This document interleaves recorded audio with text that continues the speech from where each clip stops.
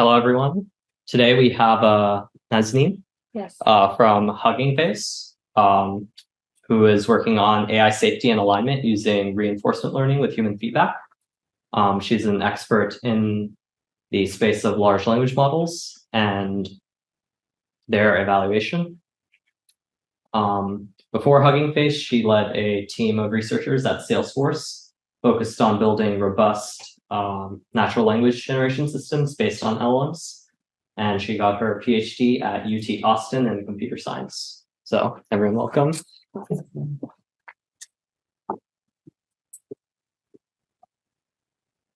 Great. Thanks for having me. So the title of my talk today is Recipes for Training Helpful Chatbots. So here's the introduction. I was part of this team called the H4 at HuggingFace, and today I'll walk you through what we built, how we decided on what we need for building that. And so essentially what we wanted to build and the goal of the team and the project since earlier this year was to figure out a recipe for H4, which stands for helpful, harmless, honest, and huggy, because it's HuggingFace chatbot. And so the ingredients essentially were to figure out what kind of data sets do we need for supervised fine tuning in RLHF. And we wanted to not worry about pre-training, instead take an open source pre-trained model and recreate the secret sauce of alignment on it. And the procedure that we wanted to follow and replicate on open source is this figure that I'm pretty sure most of you are familiar with at this point. It's from this Instruct GPT paper from OpenAI, which shows 3 steps. I'm going to go into a bit more detail on this because the slide is much smaller over here. But this is what the outline of the talk looks like. I'll be getting to detail of how did we decide what kind of data, how much data, and all the details of the data for supervised fine tuning. Then similarly for RLHF. Then I'm going to talk about distillation of language model alignment, then experiments with different helpfulness recipes, finally talk about evaluation of these models, and quirks of using GPT-4 as an evaluator. Okay, so this is kind of what overall recipe that Instruct GPT paper from OpenAI put forward as, the steps for training a chatbot. So the first step over here is to do supervised fine tuning. Essentially, you're doing fine tuning with human instruction demonstration data. So the input and the output are both given by humans. The step 2 is the input is given by a human, the output comes from models, and then the human just rates thumbs up, thumbs down, or ranks them.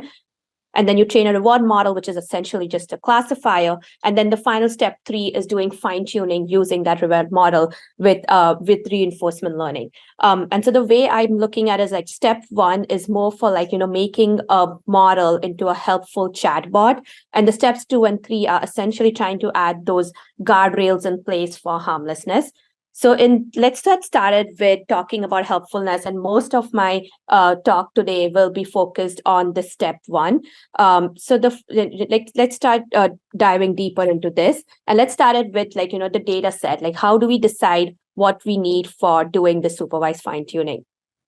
So the data set for helpfulness for supervised fine tuning looks somewhat like this. This is from the self-instruct paper, if you're aware of that, from end of last year. So you have something that we call as a task, which then has an instruction, which is essentially a request by a user asking the model to fulfill or give a response to a certain task.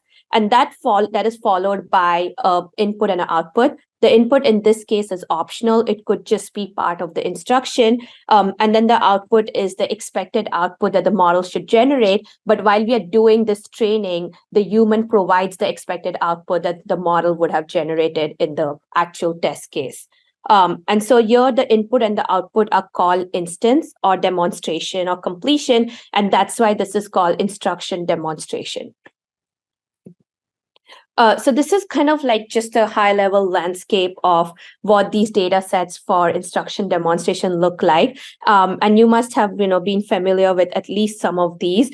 And the way I've tried to put this is on this line where on one side I'm showing data sets that were generated using models or more powerful language models. And so they're more synthetic data sets. On the right, I'm showing human written data sets. And so these are these are data sets that the human wrote the input as well as the expected output.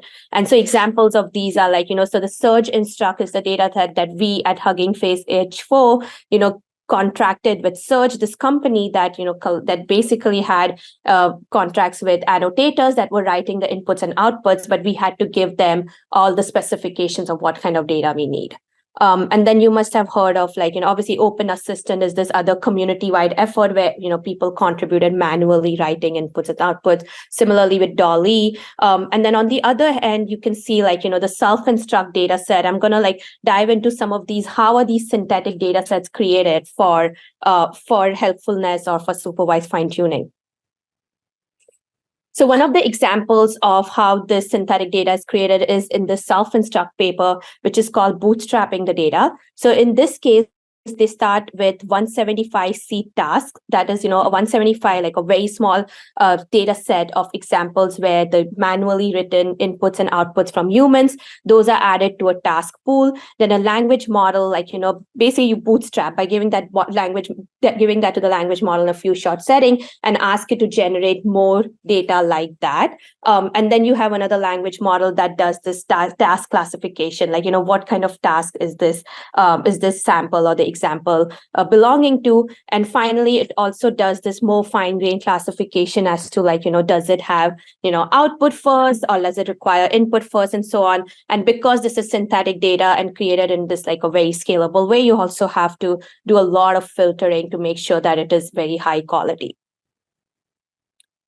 So another way of generating this kind of synthetic data is what UltraChat did. And in this case, they had a human in the loop process. So a human would look up either search Wikipedia or something, and then come up with topics that they want to generate data for, and then ask the model provided with the required material that would be needed for coming up with say question answering or summarization or any of these specific tasks, and then give it to a more powerful model like ChatGPT or GPT-4. In this case, it was ChatGPT, and then actually GPT-4, and then you kind of keep doing these loops of giving the material to the model and say come up with questions and answers on this particular task using all this material, and then then the human looks at it and then keeps querying it and refining it more and more. So this is another way of creating synthetic data. Obviously, this has a human sitting there and doing a lot more filtering in the process. Then there's another one, which is even less human involved, which is role playing. And this is the Camel data set. In this case, all that the human does is come up with an idea of what task or what example they want. So at a high level, it would be develop a trading bot for the stock market, and there would be two LLMs. One would be role playing as an AI assistant. The other would be role playing as an AI user, and then they basically just specify the task and let these two bots chat with each other and create a conversation data set, which is again a synthetic data set for supervised fine-tuning. So this is kind of just going back to this, landscape. It looks like, there people have been very creative in how do we get, very high quality data quickly without spending a lot of money. And because humans are inefficient and expensive. And so these are some examples that we looked at. But on the other hand, we also cannot underestimate how good quality the manually created data sets are. And so we at HuggingFace decided to go with everything very manual and have humans do both the input and the output. Also go figure out what are the essential documents or other material they need for coming up with creating this data set. But when we started doing that, we were earlier in the year. So this is back in January or February of this year. And this is what the landscape looked like at that time. And so there was very little data sets available. A lot of these were mostly synthetically created. So we wanted to kind of leverage what was existing out there, but we also had to make some really important decisions because we're going to pay money and make sure that the data that we collect is actually useful for building the model and, the applications that are built on top of it.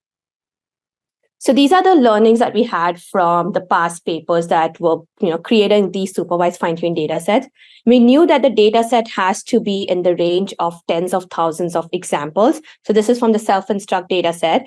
And we also knew that, these models that are trained on this data set show diminishing returns after just a few thousand high quality instructions. So you don't need a lot, and then it saturates very quickly. So these are the two findings that we had when we started to like go collect data set for supervised fine tuning. But we also had to give some very fine-grained specifications on what we want for our data set.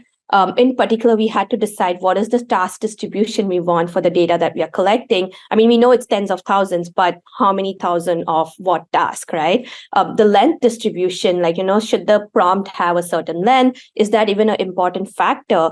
And one thing is that we had decided that we want to make it high quality and human written, but then there were like options on that as well. We could go with external vendors like Surge, Scale AI, AWS, Ground Truth, and so on, or we could hire our own contractors from Upwork and MTurk. And so those were like decisions that we had to make.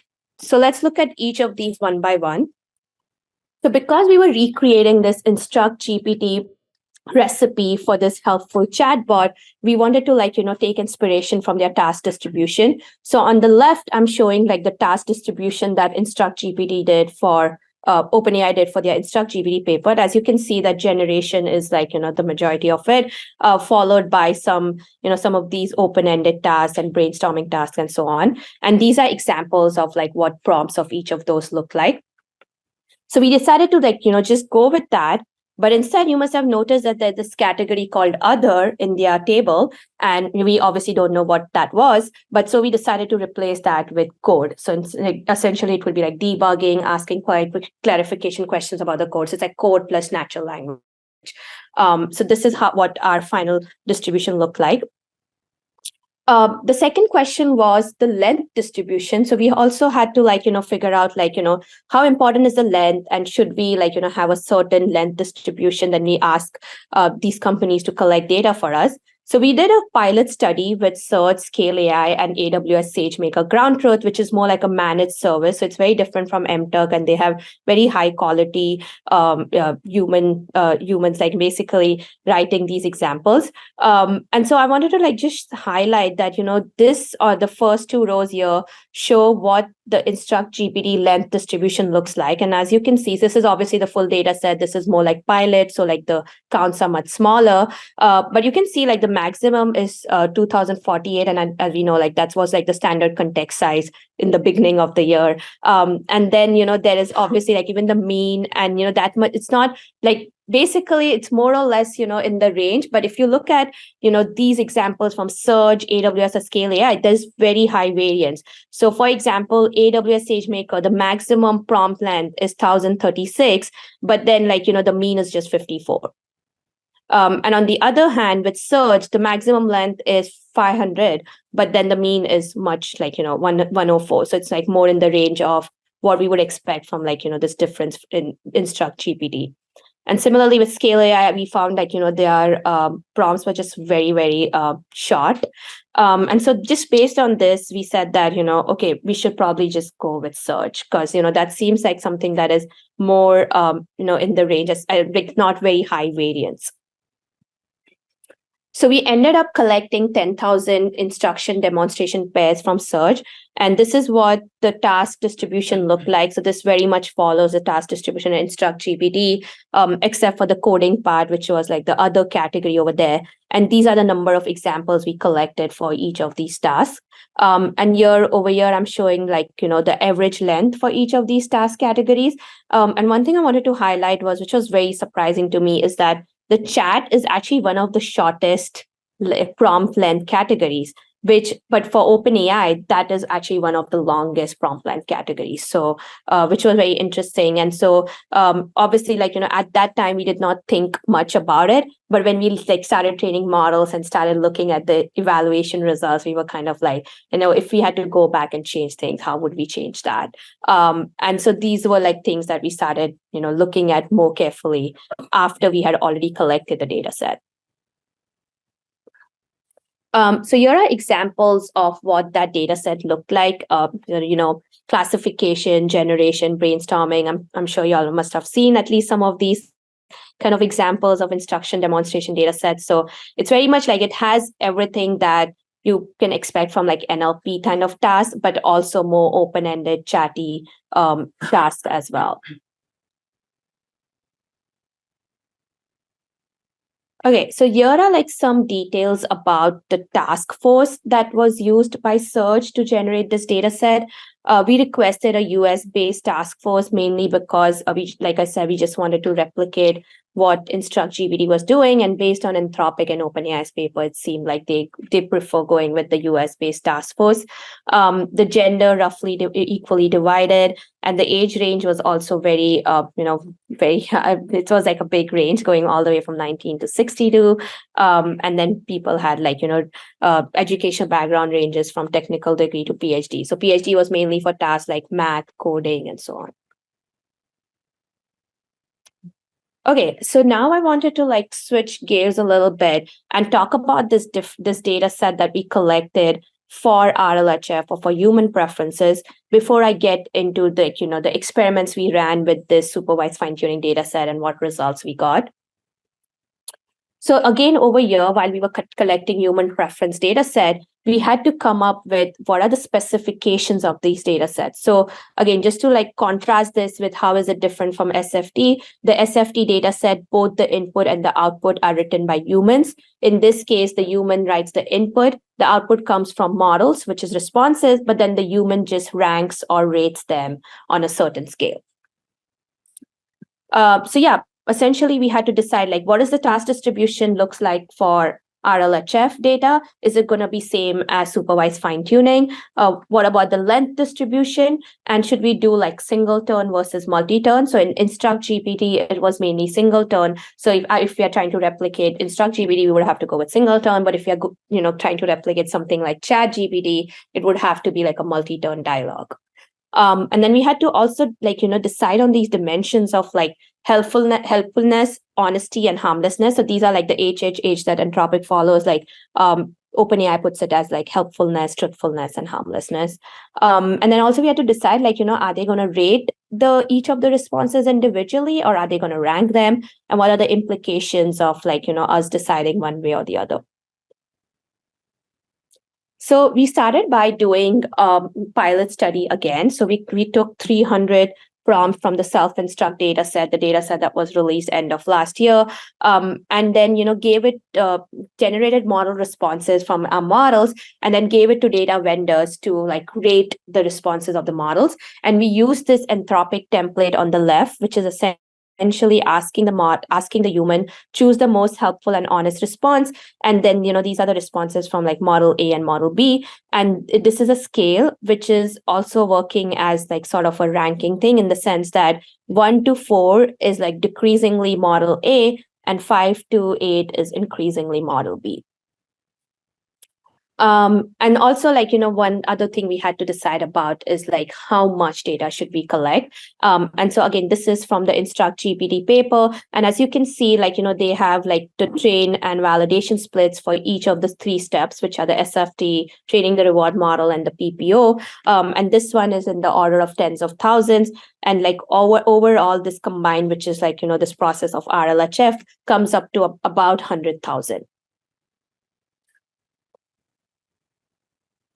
Great. Okay. So then once we got this pilot study data back, we sat down and we wanted to also so I looked at it manually and I felt that I did not agree with most of the answers that their annotators from each of these companies were providing. And so I was kind of like, I don't think this is high quality at all. So what I decided is I told my team, let's go and rate it within ourselves.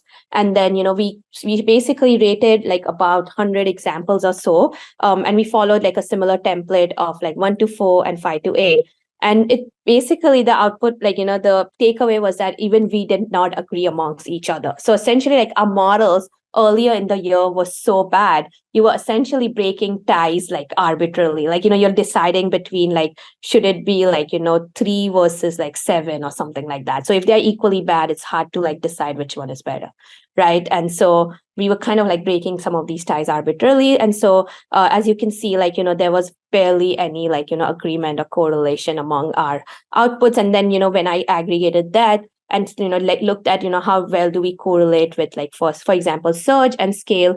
And so we decided scale AI, we had like more like the maximum overlap was with scale compared to like say search. Okay, so we ended up collecting 20,000 dialogues. So we decided to go with multi-turn. And so because it was multi-turn, you would have like 20,000 overall dialogues, but the number of prompts would be 80,000. So there would be, each dialogue would have about 4 turns on an average. So like, a human would prompt it, the model would respond, a human would like rate the response and then, ask the follow-up question. And then again, the model would like, generate 2 responses, and that is how it would go on. And so the task distribution we decided to follow was a little bit different from what we had for supervised fine-tuning. And the reason behind that was that we wanted to focus more on tasks that were like factual, so that, essentially this is more about making the model learn like between positive and negative signals. So making the model like discriminate between like, what is factual, what is not, what is helpful, what is not, and what is harmless and what is not. And like, for example, tasks like generation and brainstorming, there's no one correct answer. Like, everyone can come up with like different lists or recipes. And, it's hard to say, is this the best answer? Is this the most helpful answer? But if you ask like a factual question, it's like very clear what is correct and what is not. So that was kind of like our reasoning behind doing this. And so this is the task distribution that we came up with for collecting the human preference data set. Also about the length, because we are doing this in a multi-turn setting. And so we wanted to make sure like, the entire dialogue could fit into like the context line of the models. We have decided to like, ask them to keep the overall dialogue to be shorter than 2048 tokens. And then it was multi-turn with an average of 4 turns per dialogue. Then obviously we had to also select on the dimension of like whether we are going for like helpful over harmless or, honesty. So we followed these instructions from this OpenAI guidelines. I'm not sure if I can pull this up. That would be nice. Okay, great. But yeah, so OpenAI has this document which is public of like labeling instructions that they shared with their annotators. And so they have, obviously, like I said, they have helpful, truthful, and harmless. But then they also have this thing. How do I scroll down? Okay.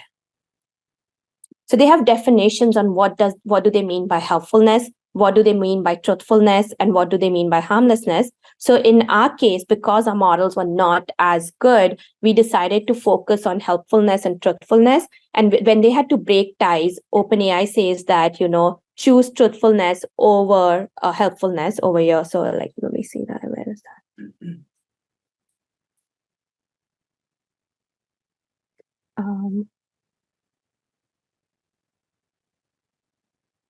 Yeah.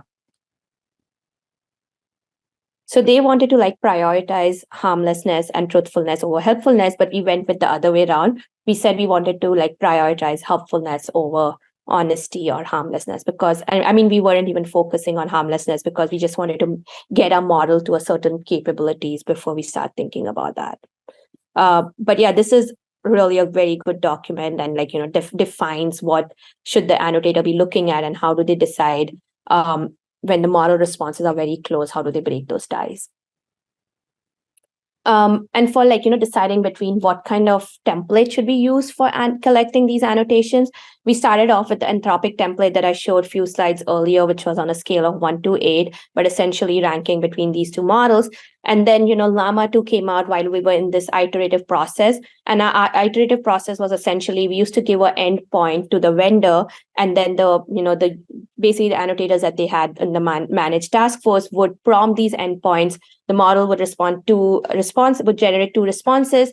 They would, follow the instructions and, give the ranking for each of those each of those model responses. And then, again, like follow up with the second prompt, and the conversation would go on. And then they would give us the data at the end of that week. We would fine tune our model on that data so that the model now is hopefully better. And then we give like a better endpoint to them for the next week to continue this process. So it's like very iterative, and like, they have to adapt to like model getting better week by week. So yeah, basically, but we decided to switch to, I think for 1 or 2 weeks, we collected Anthropic's, use Anthropic scale for collecting data set. But then Llama 2 came out and their results showed that, clearly that they were using this much more easier scale of just 1 to 4. So they were choosing which one is a better response between the two responses and then saying how much better it is. So is it significantly better or is it only slightly better? And so that was the ranking of scale 1 to 4. So here are examples of data that we collected.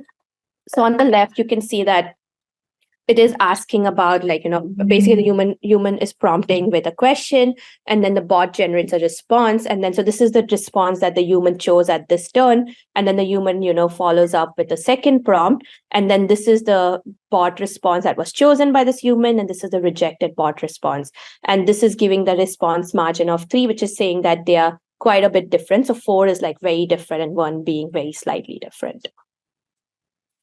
And then here on the right-hand side is more about sort of generation brainstorming kind of a example wherein the human is asking, can you write a text message wishing their husband a happy anniversary? And then the bot writes something. I guess my thing messed up the emojis, but then the human follows up with saying, hey, you missed this important detail, which is, they have been married for 8 years.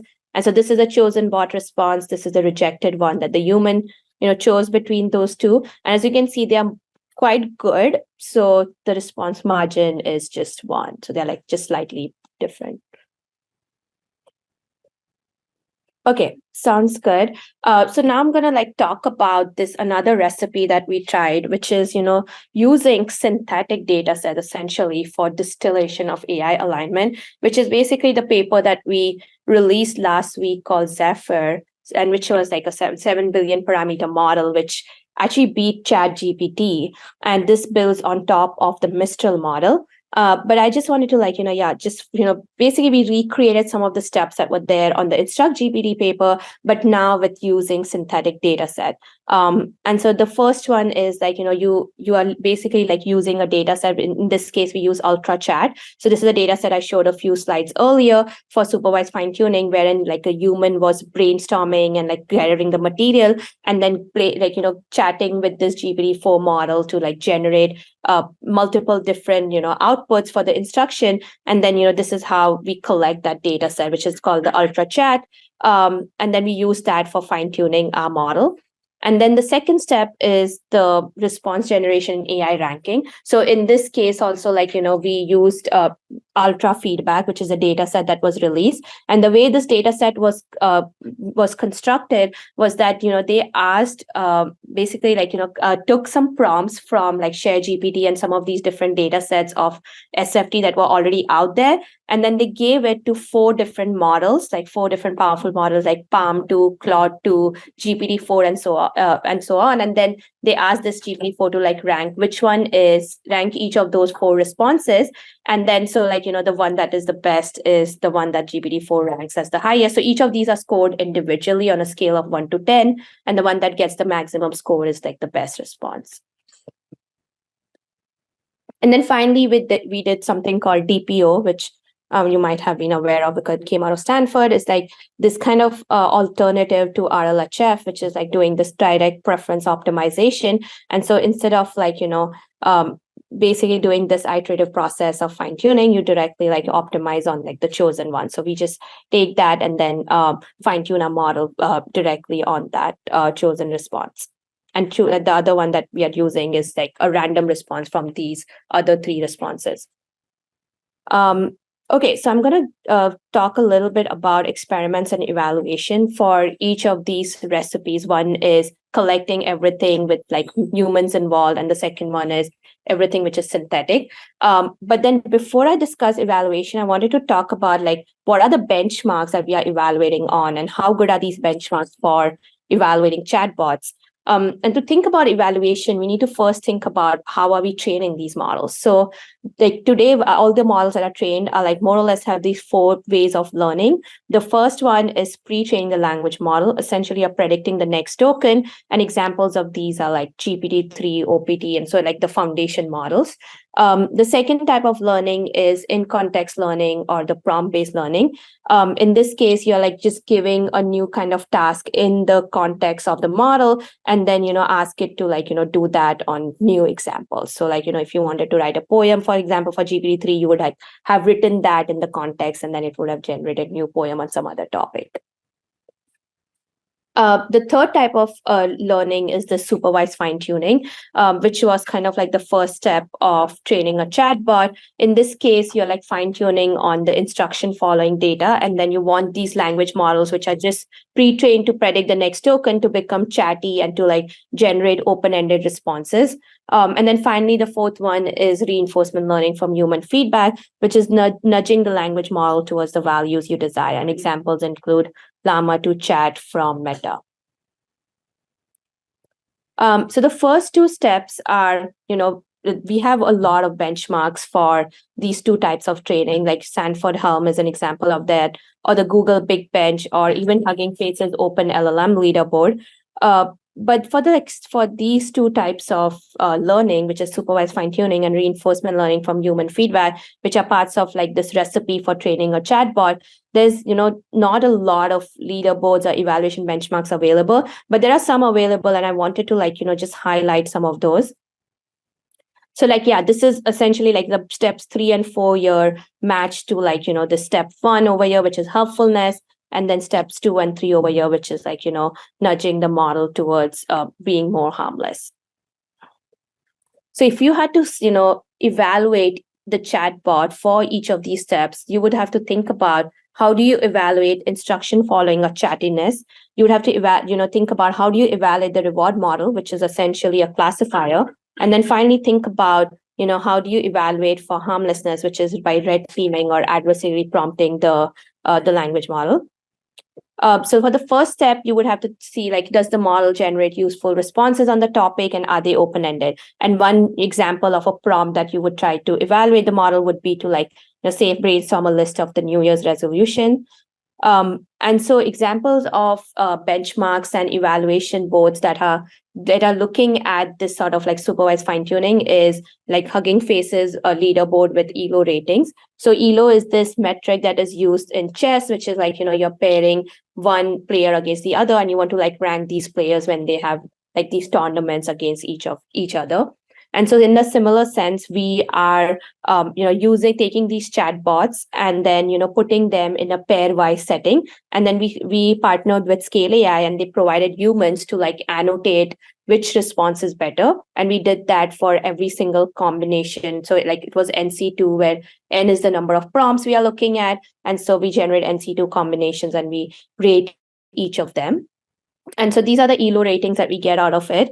And on this column here shows that what is the rating you would get if you would have used GPT-4 as a proxy for humans. So instead of like humans sitting and rating each of those, you're asking like, GPT-4 to select which is a better response.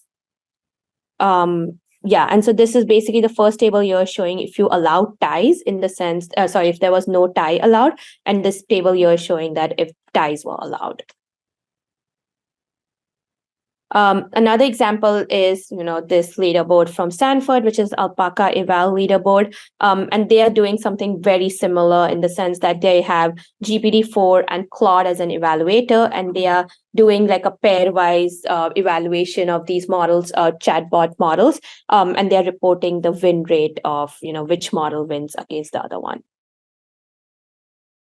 There's also the LMSys leaderboard from Berkeley, which has this thing called the Chatbot Arena, which is essentially like a publicly crowdsourced leaderboard wherein you can like go chat with any of their models and then give them rating to like which one was more helpful and which one was better.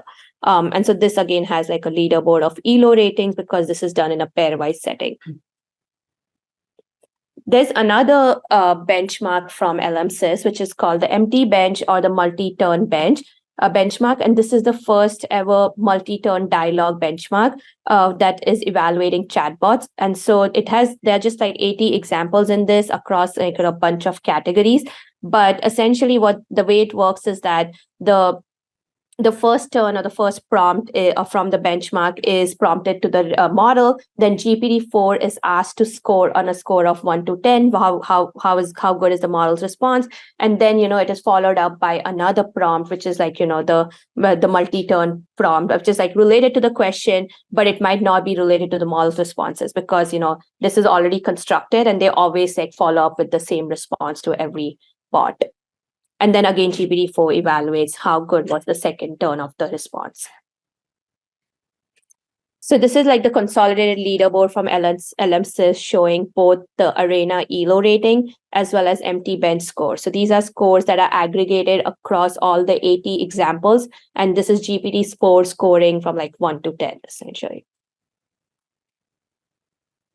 Cool. So I think the second step that we wanted to like look at in our evaluating a chatbot chart was like, think about how do you evaluate a reward model. So when you have these human preference data set collected and you train this reward model, which is essentially a classifier to discriminate between like, truthful and untruthful response, or like, can it rank helpful response higher than the less helpful responses.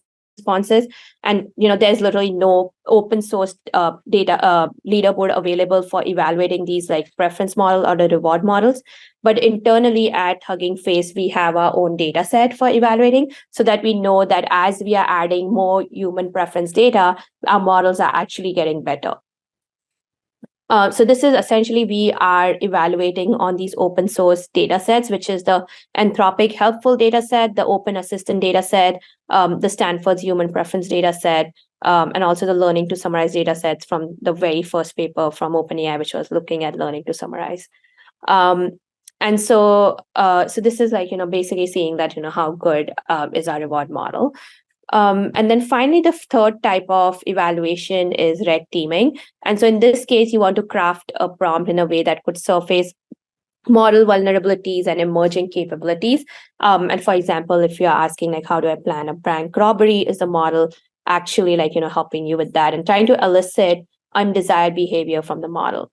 And unfortunately, actually, there's no open source leaderboard available for this thing. There's just one data set from Anthropic, which has all the three included, which is actually it has both helpfulness and harmlessness. So it's the HH data set from Anthropic, and that's the only open source data set available for red teaming. But there's no leaderboard available for red teaming. And so this was like a blog that I wrote earlier in the year saying like, highlighting this gap and saying that, putting out an announcement saying like we should get together and build a data set for red teaming. And if you had heard of like the DEF CON red teaming design challenge and, basically crowdsourcing some of these red teaming work kind of came out of that. Okay, so now I'm going to get into, now that we have discussed evaluation and benchmarks and leaderboards, I'm going to talk about results and what did they look like on each of and some of these benchmarks. So here I'm showing the results for this Llama 2 13 billion on the Open LLM leaderboard from HuggingFace. And in this case, I was using the data set that we collected from Search. That was a 10,000 instruction demonstration data. And here on this, these are basically the 4 data sets, which are like NLP focused data sets that we have as part of Open LLM leaderboard, which are the ARC Challenge, the Hendrix, HellaSwag, and Truthful QA. And here, like, this is how well our model does. And all of this is essentially accuracy. And this is the Lima paper or the Lima model, which is less is more for alignment that came from Meta. And they just used 1,000 examples of high quality instructions and showed that you can get a very good chatbot by just using 1,000 examples. And this is like, taking the longest example from Open Assistant and just choosing the top 500 of them. And so we found that our model does slightly better than, both of like Llama and Open Assistant, except for in Truthful QA, where we found that the Lima and Open Assistant did better than us. And similarly, like actually like in empty bench, we found like, the opposite was true. So this is like, empty benches. Remember that LLMs had like, turn 0 and turn 1. And then, so this is reporting the first response. This is like GPT-4 is essentially scoring on a score of 1 to 10, how good these models are on the first dialogue turn and the second dialogue turn and the average score. And so actually this is kind of more counterintuitive to what we found on this automatic evals is that actually the empty bench says that, our the data that our model trained on the data that we collected from search is not very good. And in fact, Lima and Open Assistant, which are like a fraction of the size of the data we had, are much better. So this was kind of surprising. And then I looked into let me look at, is the length a factor in this? And it does seem like, like the data, I was looking at each of those and then, looked at the average length of the prompts in each of those. And it seems like there is a very wide range. For example, like our data set, the average length was just 211 of these prompts, while Lima is like double of that and Open Assistant is almost double of that. So then I did this experiment wherein I wanted to check, like, if I controlled for the size of the data, but then, let the length be varied, the prompt length, does that affect the performance? So in particular, like, I think I highlighted this before, is that our chat category was like really short. And so it actually found that, like length did not really affect that much, except for this truthful QA data set. Even for this Hella swag, even though it looks small, it's actually just in the third digit. And over here, you can see like the actual difference only made on truthful QA, which actually preferred models that were generating longer responses. But on the other hand, the empty bench score was again not aligning or correlated with what we found with these automatic metrics and evaluations, in the sense that GPT-4 actually did not prefer like longer responses. And so this was like, a little bit counterintuitive. And so need to like dig more into like what's going on over here. But, it actually found that, like shorter responses were better than, longer responses, although there was like not very much of a difference. So the other experiment and ablation we did is that just removing amounts of data and seeing like if you incrementally add more data, how does that affect performance? And this is again on that open LLM leaderboard from HuggingFace, which is looking at some of these standard NLP benchmarks and reporting accuracy. And so this is like starting with just 10% of all the data we collected from search. And as you can see, like, in all these benchmarks, actually, like it saturates very quickly. And then some of them you actually get like, you basically lose performance if you keep adding data. And so this is kind of aligning with when we started collecting data, we had this diminishing return plot wherein you said that if you have just very few thousand examples of very high quality instruction following data set, that's good enough, and then your performance saturates or plateaus very quickly after that. And so that is kind of what we got as well. Similarly, I think this is one place where empty bench actually correlated with the automated metrics is that GPT-4 also showed that, after like about 4,000 examples, it was basically very barely any gain in performance, actually like decreasing performance with the model. Okay, great. So that was all the results on using like these human curated, very high quality data set. What about like results from distillation from these synthetic data sets? In particular, we use Ultra Chat for supervised fine tuning and Ultra Feedback for DPO. And so these are the results. So this is like basically just work that was released last week. We haven't yet released the code and the data set, which we are going to do this week. And so here I'm highlighting that Zephyr is the model we released. We used Mistral as the foundation model and then fine-tuned it using Ultra Chat and then did DPO on Ultra Feedback. And as you can see that it actually beats ChatGPT on this Alpaca eval leaderboard. Also, it is like the best in all the open, at least it's like it beats most of the 13 billion parameter models. And it's like quite competitive to Claude 2, again on the Alpaca eval leaderboard. So this is the model which has both SFT and DPO. So we did an ablation on how good or how useful is SFT and how useful is DPO, because there's this two-step process. It's like first you fine tune on instruction demonstration, then you fine tune on human preferences. And so this is the The first row over here is showing what if you directly did DPO on ultra feedback and did not do the supervised fine tuning. And you actually saw that that's really bad. So that doesn't work at all. And then the second one is saying that what if you just did supervised fine tuning and did not do DPO? And so this actually, which is like the first step, and this actually works decently well. And it's like, basically getting you to like 80 or 90% of the overall performance.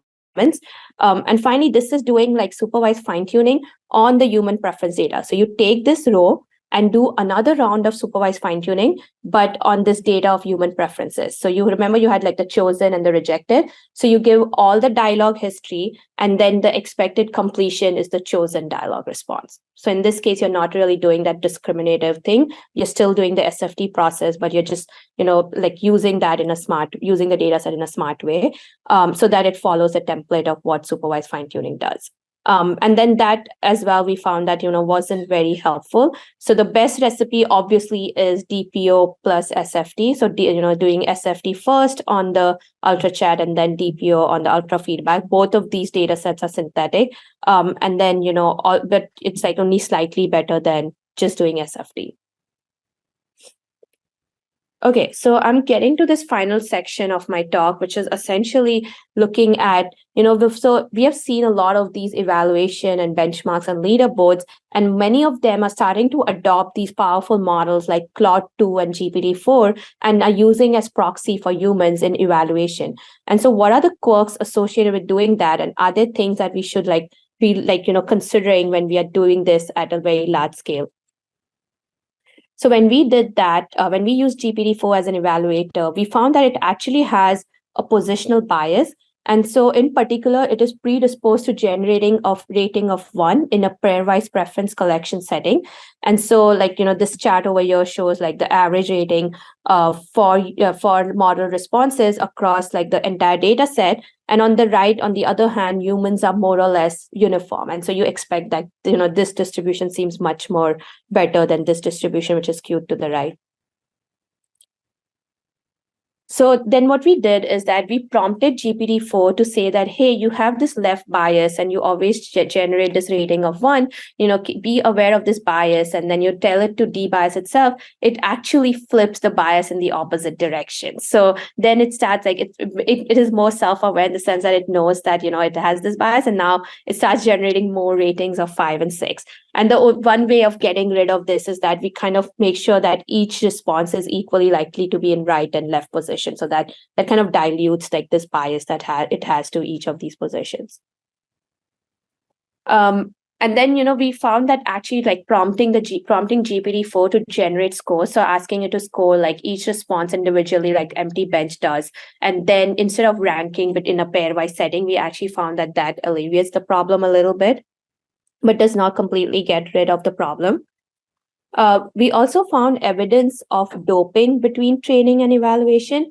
So in particular, we found that GPT-4 prefers models that were trained on GPT-4's data. So all these models here were trained on data that was bootstrapped using GPT-4. And, so it prefers that over humans who are like more factual, much more higher quality, but they might be very succinct and to the point. So this is one thing that we should be aware of when we are using GPT-4 as an evaluator. The other thing is that it also like concurs with findings from these other papers, which is that GPT-4 prefers models with higher diversity. So that is number of unique tokens in the response and the longer responses. So if you have like this list kind of response, just like ChatGPT does, GPT-4 is like predisposed to like rating that higher compared to a model that does not generate that. We also found that GPT-4 has poor correlation with humans on low entropy tasks, such as math, coding, and reasoning. So remember that leaderboard I showed you where we had compared like how does GPT-4 ELO rating compare to humans? And then we dive deeper into like how does that compare on each of these different task distribution and categories. And so this is what it looks like. So it seems like, it says lower correlation with humans on some of these more factual, like, one kind of like expecting one correct answer. And they're actually highly correlated with humans on these more high entropy tasks where you got like brainstorming and creative generation, which was kind of unintuitive and counterintuitive because you could have so many different ways of coming up with like, a recipe or a list of something. But that's where like the rating of GPT-4 and humans are more correlated.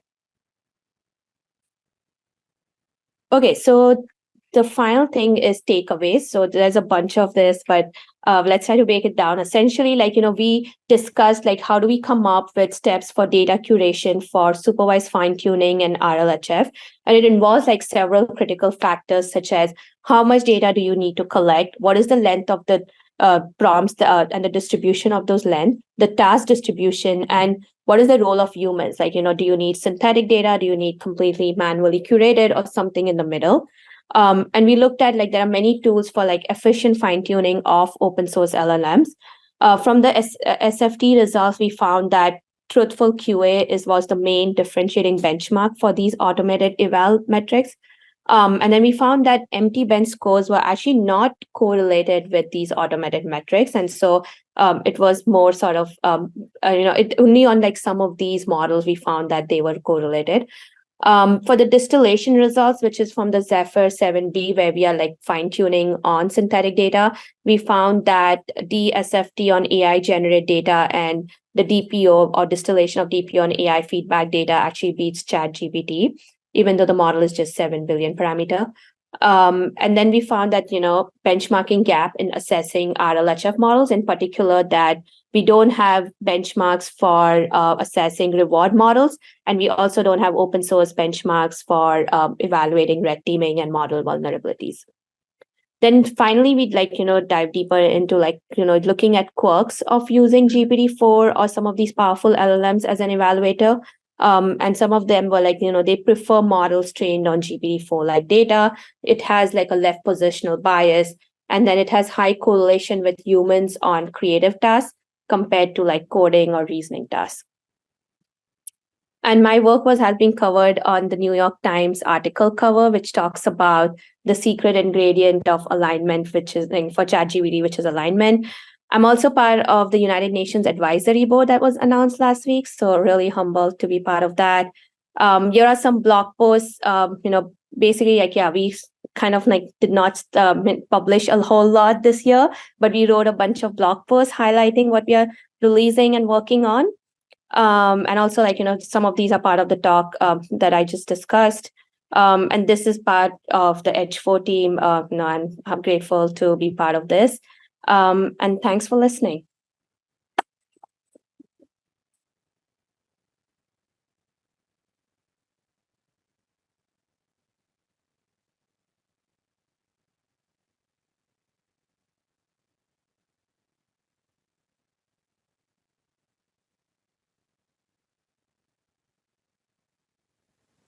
When you get alternating responses from the models, do you select really high temperatures, or do you keep it pretty close to the temperature value that's also chosen in the final model? Yeah, so we did like, basically chose like, we tried experimenting with different temperatures, but then we actually found that just using different sampling strategy worked better. So like, using a different value of P and then K and some combination of that, as opposed to just like relying on temperature.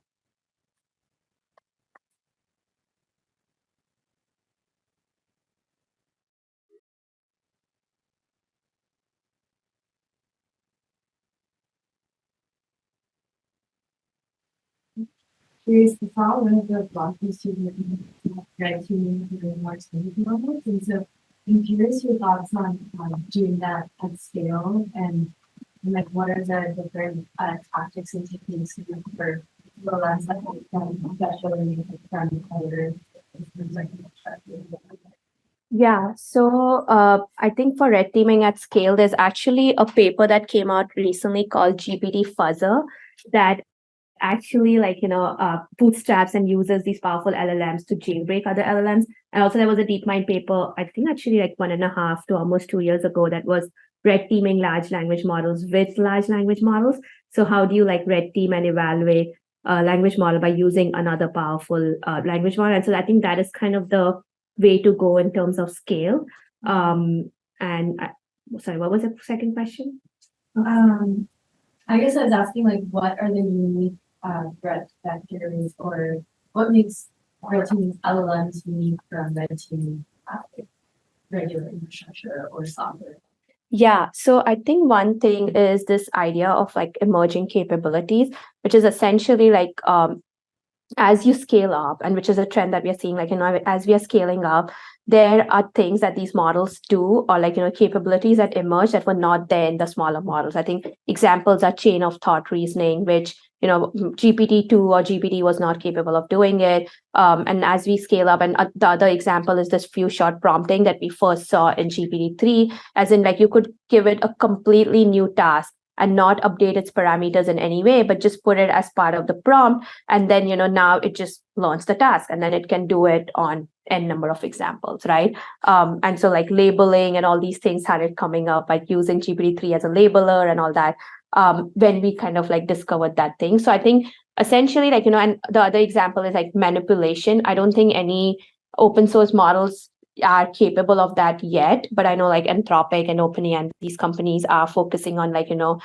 deception and manipulation, because when you start like, chatting with these models, you start like, treating them as a companion, especially like if you have like character AI kind of a thing where, you might try confiding in them, start confiding in them, sharing information that you probably shouldn't, and then they can use it against you, maybe like, an example of that is like, I think recently we saw that GPT-4 actually manipulated someone to like read the captcha to it in some way and like tell it what the captcha reads. And so that's a really concrete example of manipulation. And so it seems like now these models are capable of that. I don't think open source models are there yet, but these are like just like, things that come out and like vulnerabilities that would surface when we do red teaming. I continue on the red teaming idea. I know like as those threats become more real, like the GPT one, like creating red teaming data sets like pretty important, but I know there's also a question like if you're gonna open source red teaming data sets, like are you after just telling the bad actors how to use models for that? And so I guess like what's your take on that idea and what's like the approach on open sourcing? Yeah. So I would say like it's less about open sourcing a data set that is crafted to kind of elicit this behavior. It's more about the kind of harms that we should be thinking about. So it's more about like, hallucinating or plagiarism, manipulation, trying to leak PII information, people's credit card SSN, things like that. It's more about like thinking about these different dimensions and giving concrete examples of how these models can, elicit this behavior. But I think what you are trying to like talk about is that, what if we gave them concrete ways, like concrete prompts on how you jailbreak, and then they can go and try to do that. I think first thing is like, while we are doing this, we would have evaluated our models and we would then start thinking about guardrails and safety ourselves. And if indeed like, the data set is so good that we can say that a lot of these powerful models are failing on that, then obviously you don't open source it instantly, but you actually think about what is the best way to put it out there by first securing the model and making sure that it does not like, basically it does not elicit that kind of behavior, and then sharing it while you have already kind of crossed that bridge and being like, yeah, my model is safeguarded against that. So it's more like, yeah, a process of a gradient of things that you need to do. Thank you for a great talk. There have recently been some papers about sort of like retraining on LLM data, leading to collapse in models. I mean, obviously, like labeling is not the case, but if you're using LLM data for fine tuning, have you seen any of those like potential collapses, or what are your thoughts from that? Like how to prevent that? Yeah, so you're talking about like when you're using synthetic data bootstrap on other language models, have we seen like collapse of like some kind of like mode collapse or something like that? Or Yeah, something like that. So actually so far it's been like clear that these are good. Like these actually turn like, regular chatbots and like regular language models into chatbots, and which are as good as the experience that you get by chatting with ChatGPT.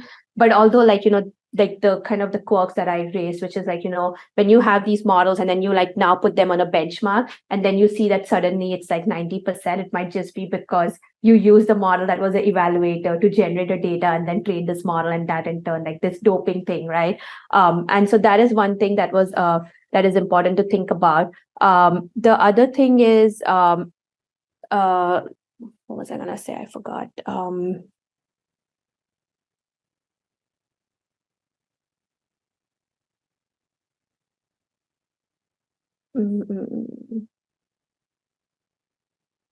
Yeah, the other thing is like about the licensing part, which is kind of not related to what you were asking, but essentially like, there was this kind of like, you cannot, like we cannot open source it commercially. So it's like, still restrictive license.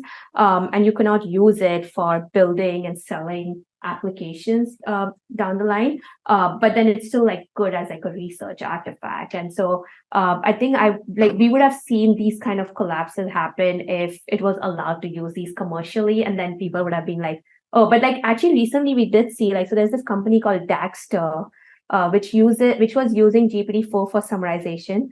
They replaced it with an open source model called Mistral, and they said that their customers haven't complained, and they are saving a ton of money, and it just seems to work fine. And they are like, it's just as good. And so, but not that I'm saying that Mistral is trained on any of the synthetic data, but it's just an example of like things that would become very clear by doing this sort of A/B testing where you like replace this model by another one and see how that affects these things. Thank you. I have a question on Zoom.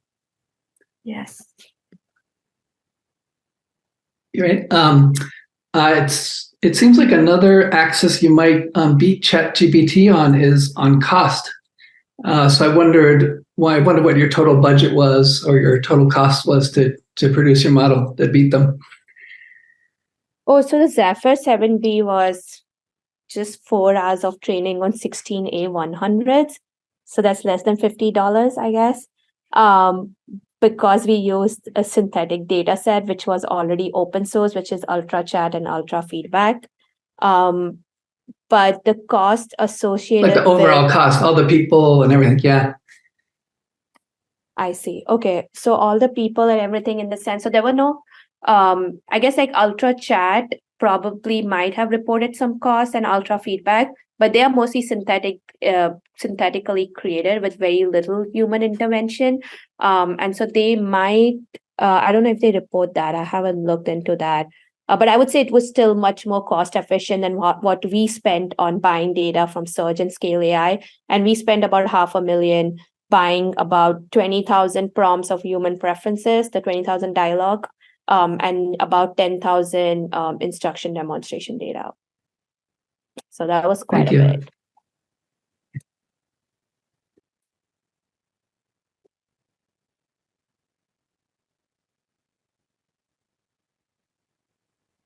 One thing I'm curious about is the scale that you use for evaluating the bias for GPT-4. Uh-huh. So I saw it was like 1:7 on the slide.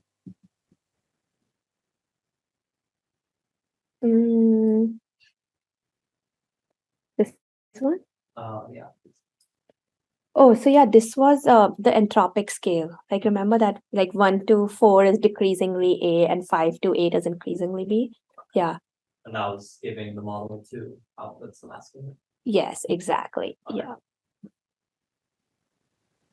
In these types of evaluations, how sensitive to the prompt do you find the evaluators to be? Like, so you have one iteration telling it that it has to account for this left bias and this right bias. What's stopping you from then saying the distribution should be uniform, the distribution should be normal, and just kind of playing iteratively to see how what the result could be? Yeah, I think that's a good point in the sense like we did not study as to were there certain tasks or prompts that were putting off GPT-4 to like, generate this kind of bias. Although I would say that, this was also observed by LLMs and it's part of their findings as well. There was somewhere else. But yeah, so the LLMs paper also has that. But it will be interesting, like it will be surprising if it generates this on like very long prompts or prompts from like math or something, which are just hard to kind of like evaluate when they're like too responsive, which are very similar. At least as a human, like when I see like a bunch of code, like, on this side and this side, and then it's very hard to say, and both of them are trying to do the same thing, but a very different approach. It's very hard to evaluate them, right? And so, yeah, we haven't looked into that.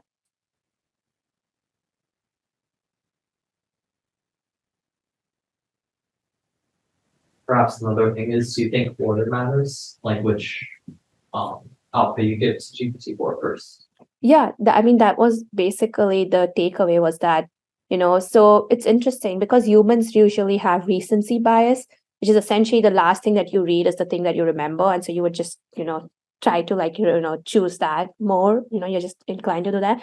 And GPT-4 actually had a left bias. So the thing that it first saw in some sense. And I think LLMs was the one that proposed because it has this left to right training. Maybe that's why it has that kind of a bias. But yeah, so I think the way we elevated that was that, having every model's output be equally likely to be on the left and the right hand side. So if like we're doing alpaca and vicuna, then instead of just doing alpaca on left and vicuna on right, we would just randomly like switch them. And so both of them are likely to occur in both these positions. And you still saw the left bias? If you just ask it to like rate it on a scale of 1 to 4, yes. But if you say that, hey, you have this bias and try to make it aware of it, then it flips and it generates something like that. So yeah.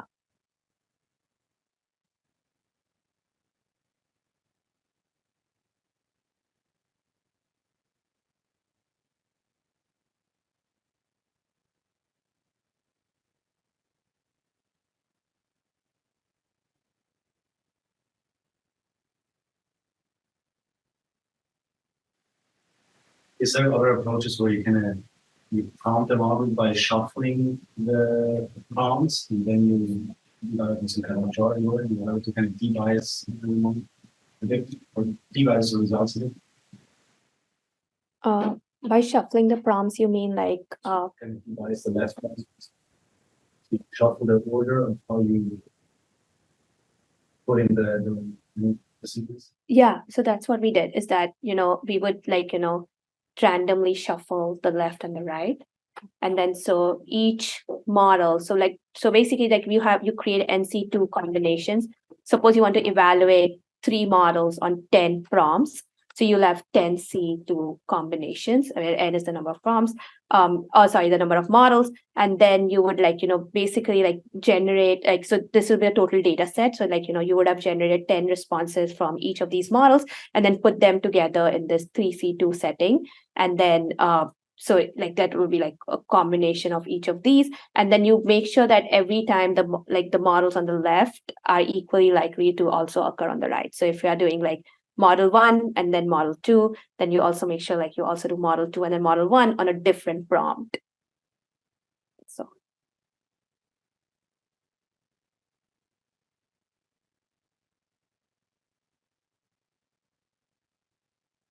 There's one question. Okay. Thank you.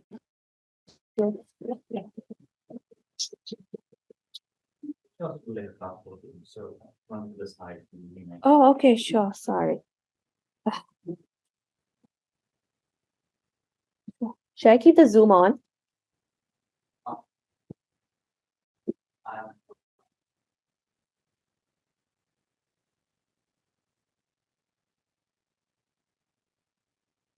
This one? Thank you. Ask you one thing about what the evidence of doing reinforcement. Yes. So, just whether I understand this correctly, this is getting over. So, on the reinforcement learning from human feedback, first you build a reward model, and in that reward model, I take text input, and then humans give it scores.